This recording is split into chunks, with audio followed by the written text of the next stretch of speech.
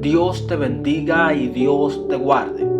Te habla tu hermano José Francisco Veloz y hoy quiero brindarte un estudio que yo sé que será de edificación en tu vida, y es el fruto del Espíritu versus la obra de la carne, una decisión de vida o muerte. En este video exploraremos profundamente el contraste entre la obra de la carne y los frutos del Espíritu, definidos claramente en la palabra de Dios. Aunque muchos ya conocen algunos de estos términos, hay quienes no entienden completamente su significado y podrían estar viviendo un pecado sin darse cuenta.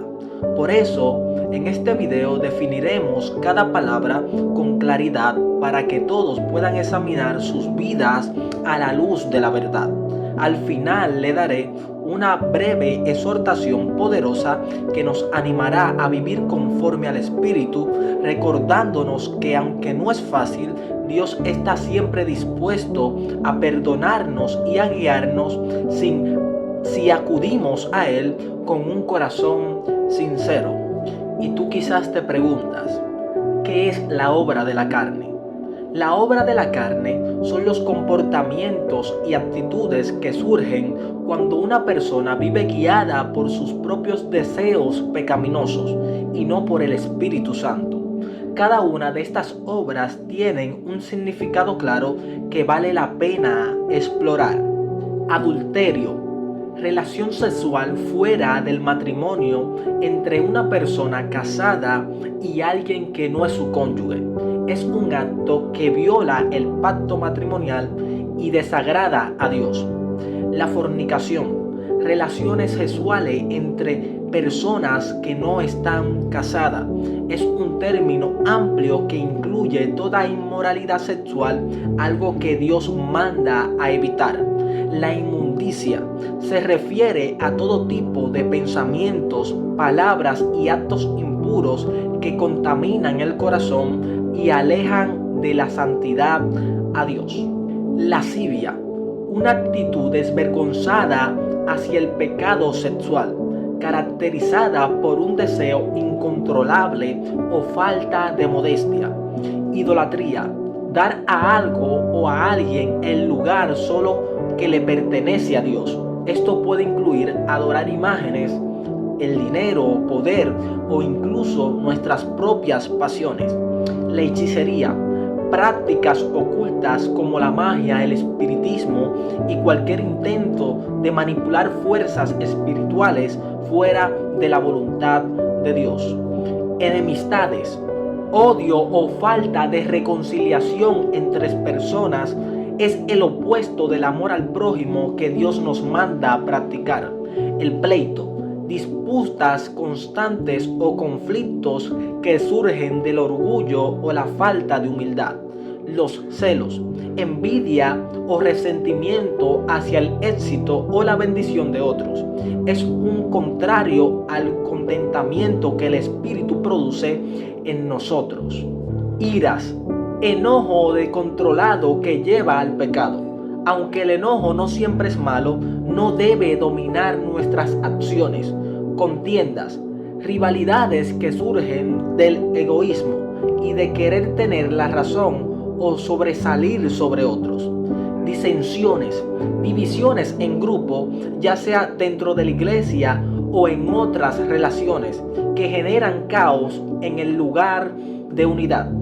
Herejías, doctrinas falsas o enseñanza contraria a la verdad del Evangelio. Envidias, deseo egoísta de poseer lo que otros tienen. Esto puede llevar a actitudes destructivas. Homicidios, asesinar ya sea físicamente o en el corazón al guardar odio o resentimiento hacia alguien. Borracheras, el consumo excesivo de alcohol que conduce a la pérdida de control y al pecado. Orgías, fiestas descontroladas que promueven el pecado y la inmoralidad. Estas obras de la carne no solo alejan de Dios, sino que también impiden la entrada al reino de Dios si no hay arrepentimiento. ¿Y quizás ahora tú te preguntas, ¿qué son los frutos del Espíritu? En contraste, los frutos del Espíritu son las cualidades que Dios desarrolla en el creyente que vive bajo la guianza del Espíritu Santo. Estos frutos no son productos del esfuerzo humano, sino de una vida entregada al Espíritu Santo. Amor, un amor incondicional que refleja el carácter de Dios, demostrando interés genuino por el bienestar de los demás. Gozo, una alegría profunda que no depende de las circunstancias externas, sino de la comunión con Dios. Paz, una tranquilidad interior que viene de confiar en Dios, incluso en medio de las dificultades. Paciencia, la capacidad de soportar con calma y sin quejas las pruebas y provocaciones. Benignidad, ser amable y compasivo con los demás, reflejando la bondad de Dios. Bondad, una inclinación hacia lo correcto y el deseo de hacer el bien hacia los demás. Fe, no solo confianza en Dios, sino fidelidad hacia Él y hacia su palabra. Mansedumbre, humildad y autocontrol al responder a los demás, incluso en situaciones difíciles. Templanza, dominio propio que permite al creyente resistir las tentaciones y vivir en obediencia a Dios. Ahora quiero darte una breve exhortación que yo sé que será de edificación en tu vida. Vivir conforme al Espíritu no es un camino fácil, pero es el único que conduce a la vida eterna, a una verdadera relación con Dios. El apóstol Pablo lo expresa claramente en Romanos su capítulo 7, verso 18 al 19, cuando reconoce que aunque desea hacer el bien, su naturaleza pecaminosa lo lleva a hacer todo lo contrario. Esto nos recuerda que todos enfrentamos una lucha diaria entre la carne y el espíritu, una batalla que solo podemos ganar al depender de Dios. Cuando caemos en tentación, cedemos a algunas obras de la carne. No debemos quedarnos en la culpa ni alejarnos de Dios. Al contrario, Él nos invita a venir con el corazón humilde y arrepentido. Como dice en 1 de Juan, su capítulo 1, verso 9. Si confesamos nuestros pecados, Él es fiel y justo para perdonar nuestros pecados y limpiarnos de toda maldad. Este recordatorio de que Dios siempre está dispuesto a restaurarnos si acudimos a Él con sinceridad. No debemos justificar ni acostumbrarnos al pecado, sino reconocerlo, confesarlo y apartarnos. Por eso en Proverbios, su capítulo 28, verso 13 nos advierte que el que encumbre sus pecados no prosperará, mas el que lo confiesa y se aparta alcanzará misericordia. Esto implica no solo pedir perdón, sino también tomar pasos concretos para alejarnos de aquello que nos aparta de Dios. La clave para vivir conforme al Espíritu está en permanecer cerca de Dios a través de la oración, el estudio de su palabra y la comunión con otros creyentes. Jesús mismo dijo en Juan su capítulo 15, verso 5, separados de mí, nada podéis hacer. Por eso no podemos confiar en nuestra fuerza, sino buscar cada día la guía y el poder del Espíritu Santo para resistir la tentación y crecer en los frutos que Él produce en nosotros. Y quiero terminar diciéndote esta palabra. Aunque tropecemos, nunca olvidemos que Dios nos llama a levantarnos y a seguir adelante.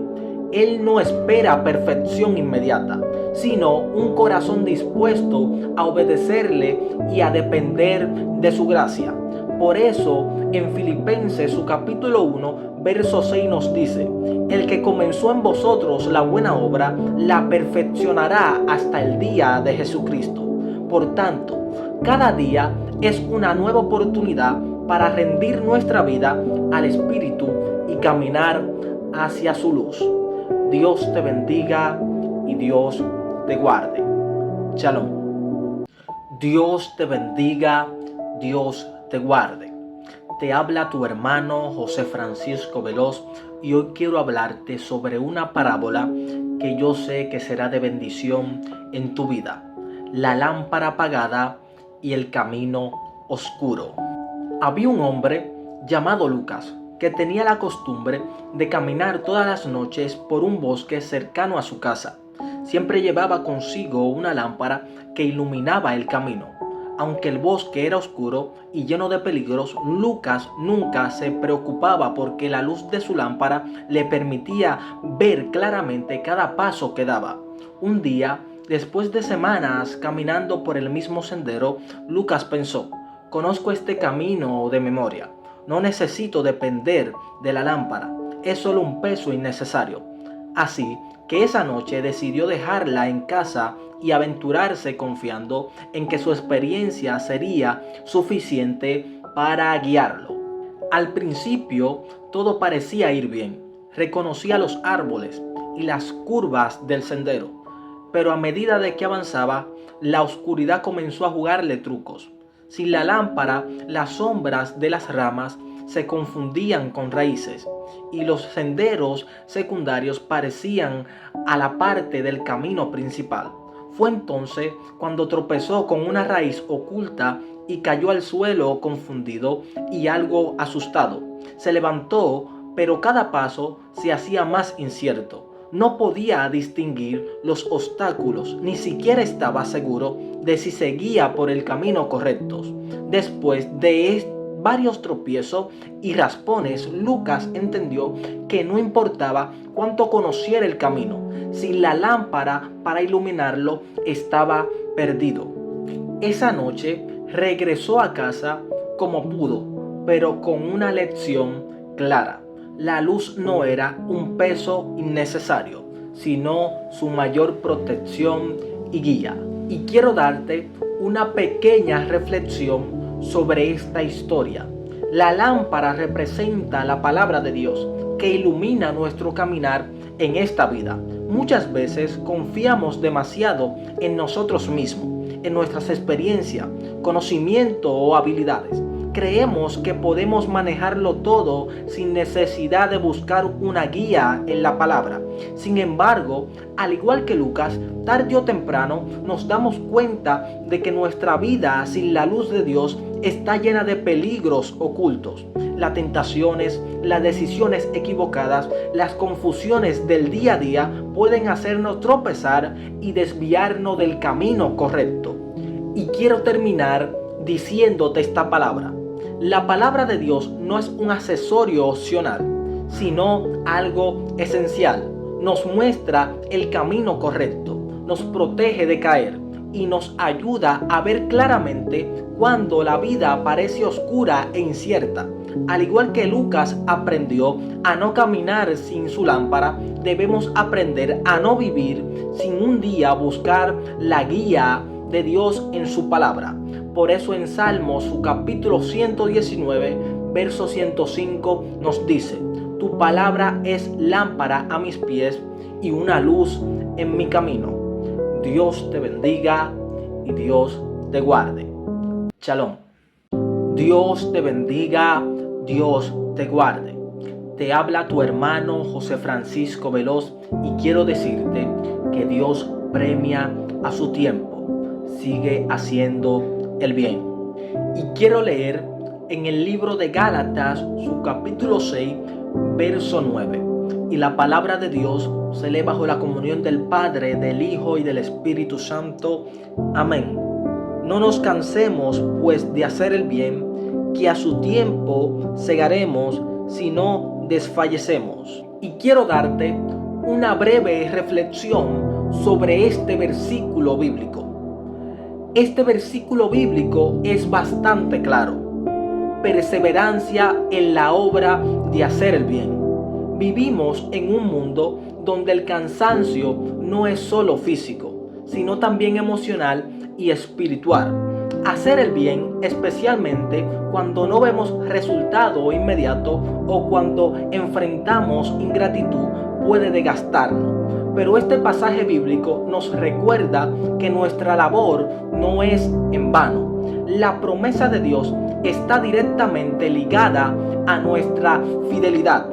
Él premiará a su debido tiempo. Esto no significa que los frutos serán inmediatos o visibles, sino que su recompensa llegará en el momento perfecto, de acuerdo con su plan. Aquí es donde nuestra fe entra en acción. A menudo hacemos el bien esperando una respuesta rápida, pero este versículo bíblico nos invita a confiar en que Dios es justo y nunca se olvida de lo que hacemos por Él y por los demás. La palabra "no nos cansemos" nos habla de resistencia. ¿Qué pasa cuando sentimos que ya no podemos más? Recordemos que nuestra fortaleza no proviene de nosotros mismos, sino del Espíritu Santo que obra en nosotros. En esos momentos de debilidad es importante recurrir a la oración y al descanso en el Señor, quien renueva nuestra fuerza como las águilas. Y quiero terminar diciéndote esta palabra. Además, hacer el bien no se limita a actos visibles. Incluye nuestras palabras, nuestros pensamientos y decisiones diarias. Esto significa responder con gracia cuando somos ofendidos, dar sin esperar nada a cambio y actuar con integridad incluso cuando nadie nos ve. Cada acción sembrada en el Espíritu tendrá una cosecha eterna. Este versículo es un recordatorio de que no trabajamos para la aprobación de los hombres, sino para agradar a Dios. Si te sientes cansado o desanimada o desanimado, no olvides que estás sembrando para una cosecha divina. Sigue adelante porque el que prometió es fiel. Dios te bendiga y Dios te guarde. Shalom. Dios te bendiga y Dios te guarde. Te habla tu hermano José Francisco Veloz y hoy quiero hablarte de un tema sumamente importante y es cómo acercarte a Dios. Esta es una guía para los nuevos creyentes. Acercarse a Dios es un proceso diario. Acercarse a Dios no es algo que sucede de un día para otro. Es un camino continuo, un esfuerzo diario de buscar su presencia y vivir conforme a su voluntad. Por eso en este video tendrás una guía que te va a ayudar a fortalecer tu relación con Dios, pero también requiere compromiso y dedicación de tu parte.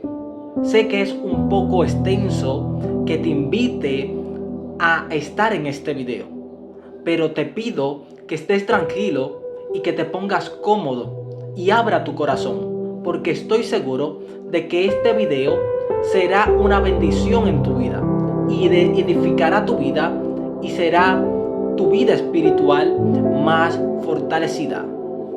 En este video nos enfocaremos en 3 fundamentos esenciales que nos acercan a Dios. La primera es la oración constante.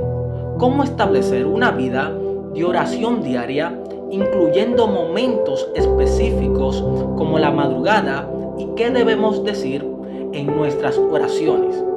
La lectura de la palabra. ¿Por qué la Biblia es la guía que nos ilumina? Y cómo debemos aprender a leer la Biblia con propósito y entendimiento. Y la última y no menos importante es nuestras acciones. Cómo nuestras decisiones diarias, cómo perdonar, amar y obedecer los mandamientos que reflejan nuestra fe y nos acercan más a Dios. Primer punto. Por medio de la oración constante cada día. En Primera de Tesalonicenses, capítulo 5, verso 17 nos dice: orar sin cesar. La oración es un acto de comunión y dependencia con Dios.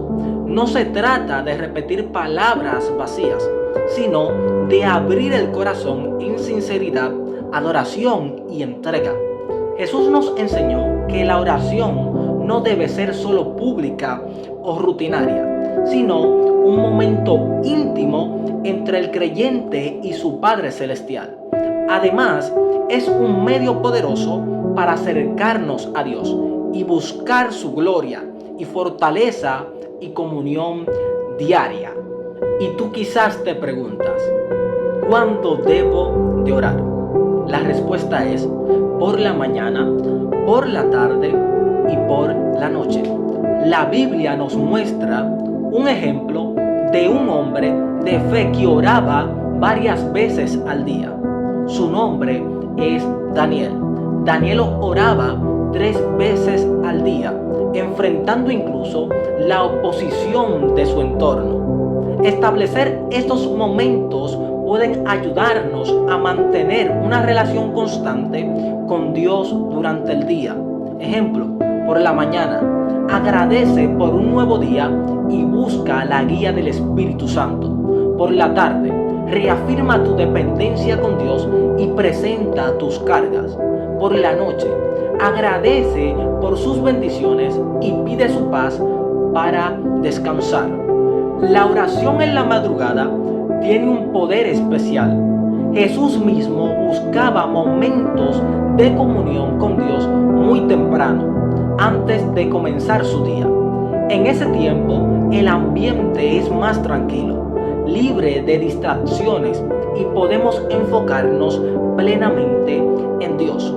Por eso en Salmos, su capítulo 119, verso 147 nos dice: me levantaré al alba y clamaré y esperaré en tu palabra. Y te daré un consejo práctico. Dedica este tiempo a orar por temas profundos, interceder por otros y escuchar la voz de Dios en quietud. Bueno, ya sabes en los momentos que debes de orar. Ahora quizás tú te preguntas, ¿qué debo de decir en la oración? Jesús nos dejó un modelo claro en el Padre Nuestro. Adoración. Reconoce quién es Dios, Padre nuestro que está en los cielos. Sumisión a su voluntad. Entrégale tus planes. Hágase tu voluntad. Peticiones. Presenta tus necesidades con fe. Danos hoy el pan nuestro de cada día. Confesión. Pide perdón y decide perdonar. Perdona nuestras deudas como también nosotros perdonamos. Protección y dirección. Pide su ayuda ante las tentaciones. Líbranos del mal. Y hay algunos errores que debes de evitar. Número 1. Orar mecánicamente o por rutina. Jesús advirtió sobre las repeticiones vanas. Número 2. Usar las oraciones solo para pedir, sin dedicar tiempo a alabar y agradecer a Dios. Número 3. Perder el enfoque en quién es Dios, transformando la oración en una lista de deseos personales. ¿Cómo fortalecer tu vida de oración? Número 1. Crea un hábito. Establece horarios específicos, ya sea en la mañana, ya sea en la tarde o ya sea en la noche. Número 2. Incluye la madrugada. Aunque cueste, estos momentos te llenarán de fortaleza espiritual. Número 3. Ora en todo lugar y en todo momento. Mientras trabajas, caminas o enfrentas desafíos, conversa con Dios. Por eso en 1 de Timoteo, su capítulo 2, verso 8 nos dice: en todo lugar, levantando manos santas, sin ira ni contienda. Recuerda, la oración no es solo hablar con Dios, sino permanecer en comunión con Dios. Ya sea 3 veces al día, en la madrugada o en medio de tus actividades, recuerda que cada momento en su presencia fortalece tu espíritu y te acerca más a Él. Como Jesús lo hacía, prioriza la oración para que sea la base de tu relación con Dios. Por eso en Salmos, su capítulo 5, verso 3 nos dice: por la mañana, oh Señor, escucharás mi voz. Al amanecer presentaré mis ruegos delante de ti y esperaré. Punto número 2. Por medio de la palabra de Dios, la Biblia. Por eso en Salmos, su capítulo 119, verso 105 nos dice: lámpara es a mis pies tu palabra y lumbrera a mi camino. La Biblia no es un simple libro, es la revelación de Dios al ser humano, viva y eficaz, que transforma corazones y mentes. A través de su palabra aprendemos quién es Dios, cuál es su voluntad y cómo debemos de vivir. Neglectar la lectura de la Biblia es como intentar caminar en la oscuridad sin luz. Y tú quizás te preguntas, ¿por qué es fundamental leer la palabra de Dios? La palabra de Dios es fundamental porque es la voz de Dios. Cuando lees la Escritura, Dios mismo te está hablando. También porque fortalece tu fe. La fe es por el oír y el oír por la palabra de Dios. Leer y meditar en la Biblia nos llena de fe y esperanza. También porque es una guía de decisiones. La palabra actúa como un mapa para tomar decisiones sabias y alineadas con la voluntad de Dios. ¿Cómo leer la palabra de Dios de manera efectiva? Punto número 1. Establece un tiempo diario. Dedica un momento específico para leer la Biblia, ya sea en la mañana o antes de dormir. Este hábito debe ser prioritario. Punto número 2. Lee con propósito. No se trata solo de cumplir un plan, sino de buscar entender y aplicar lo que lees. Número 3. Medita en su mensaje. Reflexiona profundamente en lo que has leído. Por ejemplo, el Salmos 23. Pregúntate, ¿qué significa que el Señor es mi pastor? ¿O cómo aplico esto en mi vida hoy en día? ¿Qué herramienta usar al leer la Biblia? Punto número 1. Ora antes y después de leer. Pide al Espíritu Santo que te dé entendimiento y sabiduría para aplicar su palabra. Punto número 2. Usa un diario. Escribe lo que Dios te muestra en cada pasaje. Esto ayudará a recordar y aplicar sus enseñanzas. Punto número 3. Memoriza versículos. Esto no solo fortalece tu fe, sino que te dará promesas y verdades para entender y enfrentar situaciones diarias. Por ejemplo, Filipenses 4:13. Todo lo puedo en Cristo que me fortalece. Errores comunes que debes evitar. Leer la Biblia sin meditar o sin intención de aplicar lo aprendido. Usar la Biblia solo como un libro de consulta rápida en lugar de velar como el alimento diario de tu alma. Saltar de un pasaje a otro sin contexto. Es importante leer la Biblia completo para comprender el mensaje total. Punto número 3. Por medio de nuestras acciones que nos acercan a Dios. Por eso en Santiago, su capítulo 1, verso 22 nos dice: sed hacedores de la palabra y no tan solamente oidores, engañados a vosotros mismos. Nuestras acciones reflejan nuestra fe. No podemos decir que amamos a Dios si no vivimos conforme a sus mandamientos. La fe sin obra es muerta y nuestras decisiones y actitudes deben alinearse con los valores del reino de Dios. acciones que nos acercan a Dios. Perdonar.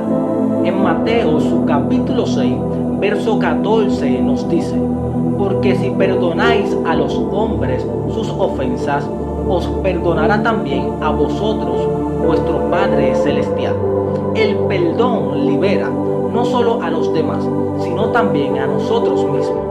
Es un acto de obediencia y amor que refleja el carácter de Cristo. Punto número 2. Amar a los demás.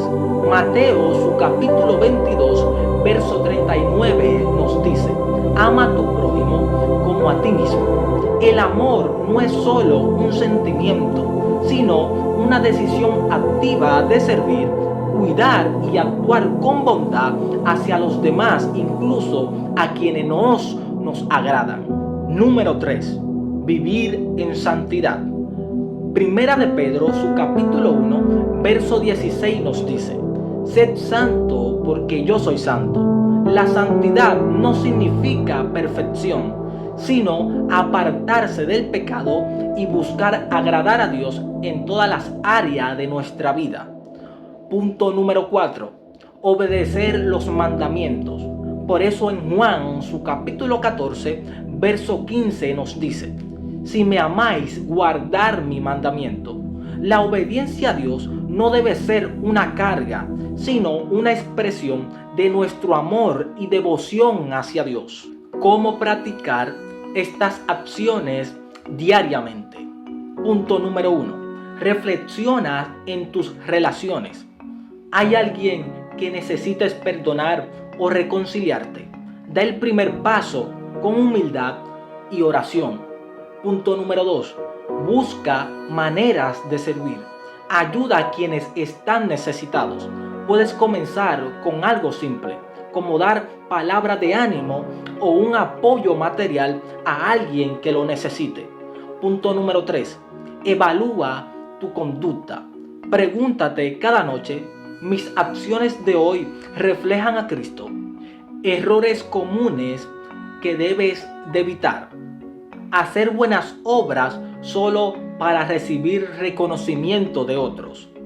Pensar que nuestras acciones sin una relación genuina con Dios son suficientes para acercarnos a Dios. Dejar que el orgullo o la falta de perdón endurezca nuestros corazones. El ayuno es otro fundamento clave para acercarnos a Dios, ya que nos ayuda a fortalecer nuestro espíritu y a buscar su guía de una manera más profunda. Sin embargo, este tema lo voy a tratar aparte. Voy a hacer un estudio sobre este tema, que yo también sé que será de bendición para tu vida. Estos 4 fundamentos: la oración constante, el ayuno, la lectura de la palabra y nuestras acciones, son pilares esenciales para acercarnos a Dios. Pero recuerda que todo comienza con un corazón dispuesto. Dios no busca perfección, sino sinceridad y una relación diaria contigo. Por eso en Santiago, su capítulo 4, verso 8 nos dice: acercaos a Dios y Él se acercará a vosotros. Hoy es un buen día para comenzar y fortalecer tu caminar con Dios. ¿Qué pasos vas a dar para acercarte a Él? Decídete y vive en su presencia. Gracias por llegar hasta el final del video. Esto demuestra tu compromiso y tu deseo genuino de acercarte más a Dios. Recuerda que vivir en comunión con Dios requiere dedicación, constancia y fe.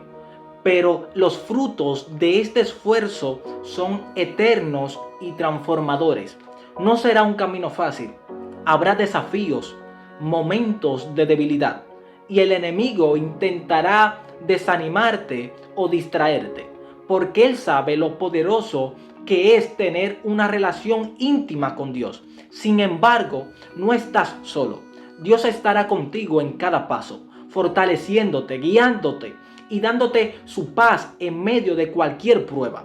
Recuerda que en Juan, su capítulo 16, verso 33 nos dice: En el mundo tendréis aflicciones, pero confiad, yo he vencido al mundo. Y quiero terminar diciéndote esta palabra. Y quiero que no te olvides de esta promesa que dice en Romanos, su capítulo 8, verso 37. En todas estas cosas somos más que vencedores por medio de aquel que nos amó. En Cristo tienes la victoria asegurada. Te animo a poner en práctica cada fundamento de este estudio. Busca a Dios con todo tu corazón. Persevera en oración. Medita en su palabra y vive una vida que refleje el amor de Cristo.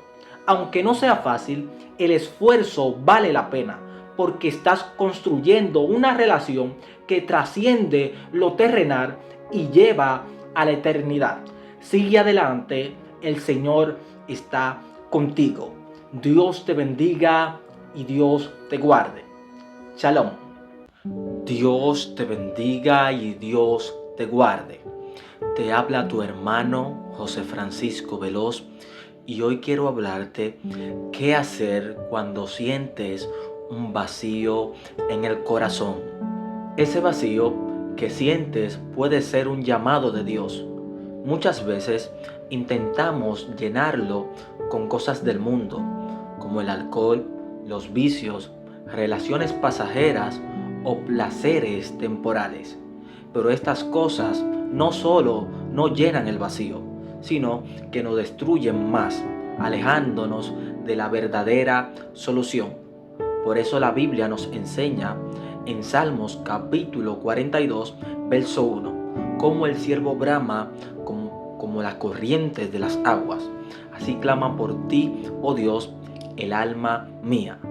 El corazón humano fue creado para encontrar su plenitud en Dios, y solo Dios puede llenar ese espacio. Por eso Jesús dijo en Juan, su capítulo 6, verso 35, yo soy el pan de vida, el que a mí viene nunca tendrá hambre, y el que en mí cree no tendrá sed jamás. La solución no está en buscar consuelo en lo que el mundo ofrece, sino en acercarte a Dios con sinceridad. Él promete en Jeremías, su capítulo 29, verso 13, me buscaréis y me hallaréis, porque me buscaréis de todo vuestro corazón. Permite que el Espíritu Santo sane tu corazón, trayendo esperanza y paz. Por eso en Romanos, su capítulo 15, verso 13 nos dice, y el Dios de esperanza os llene de todo gozo y de paz en Él creer, para que abundéis en esperanza por el poder del Espíritu Santo. Y quiero terminar diciéndote esta palabra. Hoy deja de buscar en lo que te destruye y entrega ese vacío a Dios. Ora, lee su palabra y busca apoyo en una comunidad cristiana, porque la Biblia dice en Gálatas capítulo 6, verso 2, sobrellevad los unos las cargas del otro. Dios te bendiga y Dios te guarde. Shalom. Dios te bendiga y Dios te guarde. Te habla tu hermano José Francisco Veloz y hoy quiero darte 8 consejos de Jesús para reflejar a Dios en tu vida. Primero, perdona siempre. Por eso en Mateo, su capítulo 18, verso 22 nos dice, no te digo hasta 7 veces, sino hasta 70 veces 7. Jesús nos enseña que el perdón no es una opción, sino un estilo de vida. Perdonar no significa justificar el daño, sino liberar tu corazón de la carga del rencor. Practica el perdón como un acto de obediencia a Dios y verás cómo Dios te llena de paz. Segundo, toma tu cruz y síguelo. Por eso en Lucas, su capítulo 9, verso 23 nos dice, niéguese a sí mismo, tome su cruz cada día y sígame. Seguir a Jesús no siempre será fácil, pero cada sacrificio vale la pena. Negarte a ti mismo significa dejar tus deseos egoístas y darle el control a Dios. Cuando tomas tu cruz, aceptas su propósito y descubres que su camino siempre lleva a la vida eterna. Tercero, no te preocupes por el mañana. Por eso Mateo, su capítulo 6, verso 34 nos dice: cada día tiene ya sus propios problemas. Jesús nos recuerda que preocuparse no cambia nada, pero confiar en Dios cambia todo. Vive un día a la vez, sabiendo que el mismo Dios que te cuida hoy será fiel mañana. Descansa en su promesa de provisión. Cuarto, sé la luz del mundo. Por eso Mateo, su capítulo 5, verso 16 nos dice: alumbre vuestra luz delante de los hombres. Tu vida puede ser el reflejo de Cristo para quienes te rodean. Tus acciones hablan más fuertes que tus palabras. Haz el bien, muestra amor y perdona para que otros vean a Dios a través de ti y glorifiquen el nombre de Dios. Quinto, ama a Dios con todo tu ser. Por eso Mateo, su capítulo 22, verso 37 nos dice: amarás al Señor tu Dios con todo tu corazón. Amar a Dios no solo es decirlo, sino también demostrarlo con nuestras decisiones, tiempo y obediencia. Dale el primer lugar a Dios en tu vida y verás como todo lo demás encuentra su lugar. Sexto, no juzgues a los demás. Por eso Mateo capítulo 7, verso 1 nos dice: no os juzguen para que no sean juzgados. Jesús nos recuerda que todos somos imperfectos y necesitamos su gracia. En lugar de criticar a otros, ora por ellos y busca forma de ayudarlos. Dios te llama a ser un instrumento de amor y no de condenación. Séptimo, da sin esperar nada a cambio. Por eso Lucas, su capítulo 6, verso 38 nos dice: den y se les dará. Cuando das con generosidad, estás sembrando en el reino de Dios. Él promete bendecir tu vida en abundancia, pero no des esperando recompensas. Da con amor, porque así reflejas el carácter de Dios. Y el último, pero no menos importante, es ama a tu prójimo como a ti mismo. Por eso Mateo, su capítulo 22, verso 39 nos dice: ama a tu prójimo como a ti mismo. Este mandamiento nos reta a tratar a los demás con la misma compasión y cuidado que tenemos por nosotros mismos. Amar al prójimo no siempre es fácil, pero es la manera de demostrar que el amor de Dios habita en nosotros. Dios te bendiga y Dios te guarde. Shalom. Dios te bendiga y Dios te guarde. Te habla tu hermano José Francisco Veloz y hoy quiero relatarte y hablarte de una historia bíblica y es del nuevo nacimiento, la conversación de Jesús con Nicodemo. En una noche tranquila, un fariseo llamado Nicodemo, un líder religioso respetado entre los judíos, se acercó a Jesús. Aunque tenía una posición de autoridad, había algo en su interior que no lo dejaba en paz. Entre tantas leyes y rituales que conocía, Nicodemo cargaba con preguntas profundas en su corazón, preguntas que ningún conocimiento humano podía responder. Reconoció en Jesús algo más que un maestro común. Se dirigió a él con respeto y le dijo: Rabí, sabemos que has venido de Dios como maestro, porque nadie puede hacer estas señales que tú haces, sino Dios está con él. Jesús, viendo más allá de las palabras de Nicodemo y llegando directo a lo que necesitaba, le respondió con una afirmación que dejó al fariseo desconcertado. Y Jesús le dijo: de cierto te digo, que el que no naciere de nuevo no puede ver el reino de Dios. Nicodemo quedó atónito. Para él, esa idea parecía incomprensible. Nacer de nuevo, ¿cómo era posible? Con sinceridad expresó su confusión. ¿Cómo puede un hombre nacer siendo viejo? ¿Puede acaso entrar por segunda vez al vientre de su madre y nacer? Jesús, con paciencia y sabiduría, le explicó que no se trataba de un nacimiento físico, sino de uno espiritual, uno que solo Dios puede realizar en el corazón humano. Y Jesús le dijo: de cierto te digo, que el que no naciere de agua y del Espíritu no puede entrar en el reino de Dios. Lo que es nacido de la carne, carne es, y lo que es nacido del Espíritu, Espíritu es.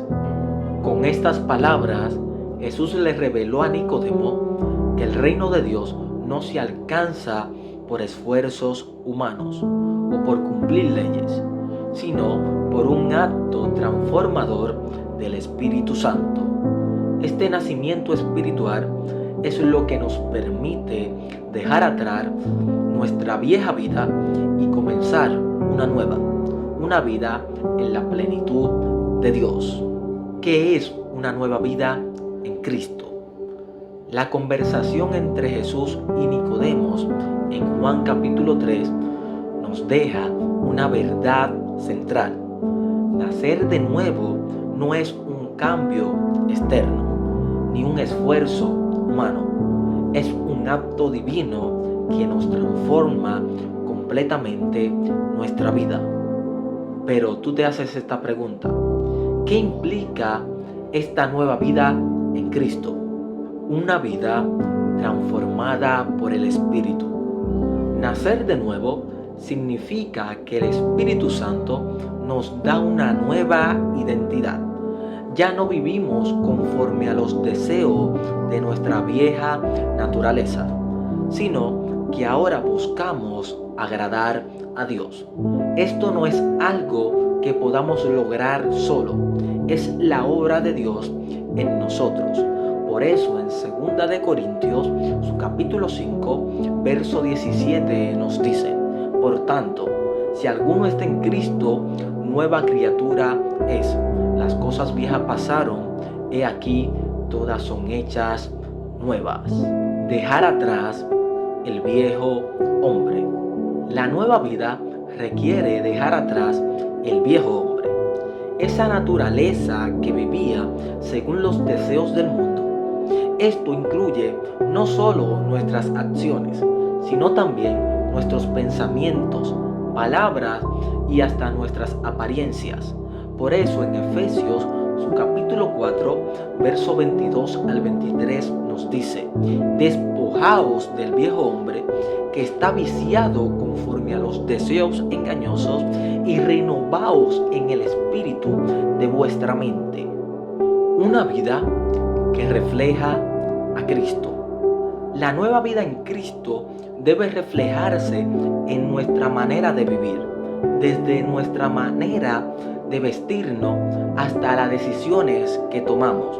Ahora nos vestimos con santidad, modestia y decoro, mostrando con nuestras apariencias que pertenecemos a Dios y no al mundo. Por eso en 1 de Timoteo, su capítulo 2, verso 9 nos dice: asimismo, que las mujeres se vistan con ropa decorosa, con pudor y modestia. Aunque este versículo habla a las mujeres, el principio aplica para todos. Debemos reflejar nuestra nueva identidad en Cristo, incluso en los externos. Una vida llena del Espíritu Santo. La nueva vida nos da poder para vivir conforme a la voluntad de Dios. Aunque enfrentamos lucha, el Espíritu Santo nos guía, nos fortalece y nos transforma cada día más a la imagen de Cristo. Por eso Gálatas, su capítulo 5, verso 16 nos dice: andad en el Espíritu y no satisfagáis los deseos de la carne. Y quiero terminar diciéndote esta palabra. La nueva vida en Cristo es un llamado a vivir de manera diferente. Un corazón renovado, dejando atrás lo viejo y reflejando a Cristo en todo lo que hacemos. Si aún no has experimentado este nuevo nacimiento, hoy es el día para entregarte completamente a Jesús. Él no solo te transforma, sino que te da el poder para vivir una vida abundante y llena del propósito de Dios. Dios te bendiga y Dios te guarde. Shalom. Dios te bendiga y Dios te guarde. Te habla tu hermano José Francisco Veloz y hoy quiero hablarte sobre la forma correcta de bautizar en agua según la palabra de Dios. En el Nuevo Testamento encontramos dos expresiones sobre el bautismo. Una en Mateo, su capítulo 28, verso 19, donde Jesús ordena bautizar en el nombre del Padre, del Hijo y del Espíritu Santo. Mientras que en Hechos se menciona el bautismo en el nombre de Jesús. Para entender esto, debemos ver el contexto. Cuando Jesús dio la instrucción en Mateo, estableció una fórmula universal y doctrinal. El bautismo en la Trinidad refleja la plenitud de Dios, un solo Dios en tres personas, cuya obra conjunta hace posible nuestra salvación. Esta fórmula no era opcional, era un mandato claro que abarca a toda la iglesia. En Hechos, sin embargo, los apóstoles enfatizan el nombre de Jesús porque predicaban en un contexto donde muchos aún rechazaban a Cristo como el Mesías. Bautizarse en el nombre de Jesús no era una forma litúrgica distinta, sino una declaración de fe y lealtad a Cristo, reconociendo su autoridad y la salvación que Él ofrece. Esto no excluye al Padre ni al Espíritu Santo, sino que subraya que el bautismo es posible gracias a la obra de Cristo. La manera correcta de bautizar sigue siendo la que Jesús ordenó en Mateo, su capítulo 28, verso 19, en el nombre del Padre, del Hijo y del Espíritu Santo. Esto honra la plenitud de la revelación de Dios y obedece el mandato directo de Cristo. El énfasis en el nombre de Jesús en Hechos no reemplaza esta fórmula, sino que refuerza la centralidad de Cristo en la fe cristiana.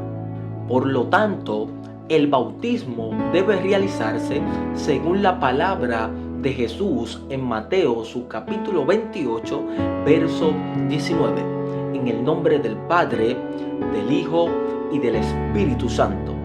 De esta manera se reconoce plenamente la obra de salvación que Dios ha realizado a través de las tres personas divinas: el Padre que envía, el Hijo que salva y el Espíritu Santo que santifica. Dios te bendiga y Dios te guarde. Shalom.